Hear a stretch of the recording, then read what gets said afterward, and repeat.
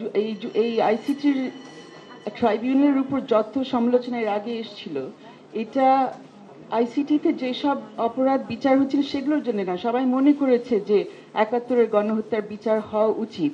এখন যেভাবে সবাই মনে করছে যে এই আন্দোলনে যারা বিভিন্ন ঘটনার শিকার হয়েছেন তাদেরও বিচার পাওয়া উচিত, কিন্তু ইস্যুটা ছিল যেভাবে যেই প্রক্রিয়াগুলো পরিচালনা করা হয়েছে এবং সেখানে ডিউ প্রসেস যেহেতু দেওয়া হয়নি, সেই জন্য এখন আমরা যে সেন্টিমেন্ট দেখছি যে অ্যাট অল কস্ট ভিকটিমদের জাস্টিস পেতে হবে।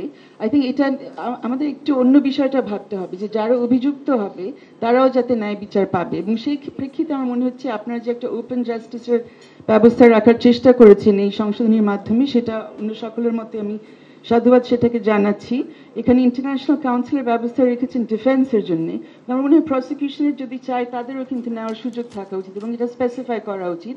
ইকুয়ালিটি অফ আর্মস সেখানেও আসবে, এবং এখানে একটা পয়েন্ট যেটা যারা আগে ডিফেন্স কাউন্সিল হিসেবে কাজ করেছেন তারা অনেক ভালো জানেন, যেখানে যেহেতু ইন্টারন্যাশনাল ক্রাইমস বলা হচ্ছে, and they are international crimes যেগুলো একটা জাতীয় ট্রাইব্যুনাল যেগুলো অ্যাডজুডিকেট করবে, সেখানে ইন্টারন্যাশনাল লর আসলে অ্যাপ্লিকেশন আসবে। সো এটা খুবই স্বাভাবিক যে আমরা যাতে বাংলাদেশে প্র্যাকটিস করি, আমরা নর্মালি ইন্টারন্যাশনাল অ্যাপ্লাই করি না প্রতিদিন, ইটস পসিবল। সো আমাদের ওই ধরনের এক্সপার্টিস লাগবে, আমি প্রপোজ করবো সেটা আপনারা যাতে ব্যবস্থা রাখেন। কেউ এখন পর্যন্ত বিচারপতিদের কথা বলেনি।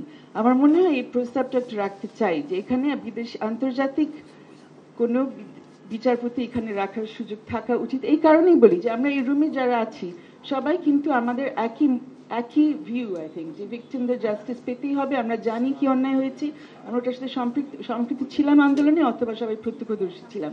তো আমাদের মধ্যেও আনবায়াসড কাউকে পাওয়া প্রায় অসম্ভব, বলবো না অসম্ভবই। সেই পরিস্থিতির মধ্যে যখন আমরা আছি, then we need to have an international জাজ। এছাড়া বাকি পৃথিবী তো বিশ্বাসই করবে না যেখানে ফেয়ার জাস্টিস হচ্ছে, কিন্তু বাকি পৃথিবী বাদ দেন, বাংলাদেশের ভেতরে অনেকে আছে যারা বিশ্বাস করবে না। সো আই থিঙ্ক আমরা যদি চাই যে সেই বিশ্বাসটা, সেই আস্থাটা আসুক, তাহলে রিস্কটা নেন, একজন আন্তর্জাতিক জাজ একজন অন্তত বসান। Let us have a sense, say dissent যদি করে যায় যাবে, বাট তার সুযোগও থাকবে সবার সাথে সম্মতি দিয়ে একটা রায় দেওয়া। I think we should fight for this, we should have this, because এর আগে যারা ডিফেন্সে ছিলেন they had asked for this things. এখন প্রসিকিউশন এই সেটা না চাওয়া ঠিক হবে না, এটা মানাবে না কাউকে। জাস্ট দুটো, I think as I said everything is positive apart from one point. এখানে এই যে পলিটিক্যাল অর্গানাইজেশন ব্যান করা, আই থিঙ্ক ইফতিতার হয়ে পরিষ্কার করেছেন যে কেন এটা লজিক্যাল না।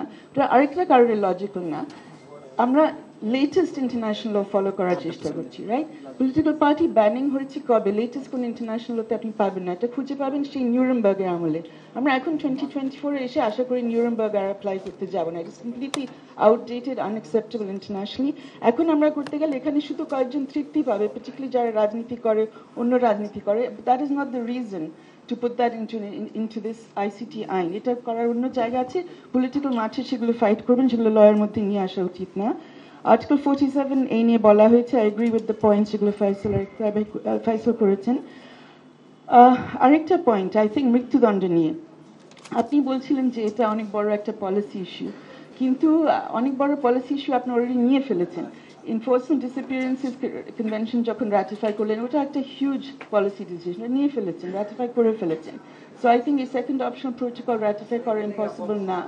আর মৃত্যুদণ্ড নিয়ে, হ্যাঁ, আমাদের দেশে সেন্টিমেন্ট আছে, এটা আমার মনে আছে। আগে যখন ট্রাইব্যুনালে বিচার হচ্ছিল তখন আমরা অনেকে মৃত্যুদণ্ডের বিরুদ্ধে ওই সময়ই বলেছি, কিন্তু আমাদেরকে অনেক ভিকটিমরা বলেছেন যে তোমরা এখন কেন আওয়াজ তুলছো, এত বছর তোমরা মৃত্যুদণ্ড নিয়ে তেমন কোনো বিশাল কোনো আন্দোলন গড়ে তুলনি, এখন যখন গণহত্যার শিকার যারা তারা যখন আসছেন ফাইনালি, এখন তোমরা হঠাৎ করে মৃত্যুদণ্ড নিয়ে সারা পৃথিবী তোমরা ব্যস্ত হয়ে পড়ছো, আমরা তোমাদের কথা শুনতে চাই না।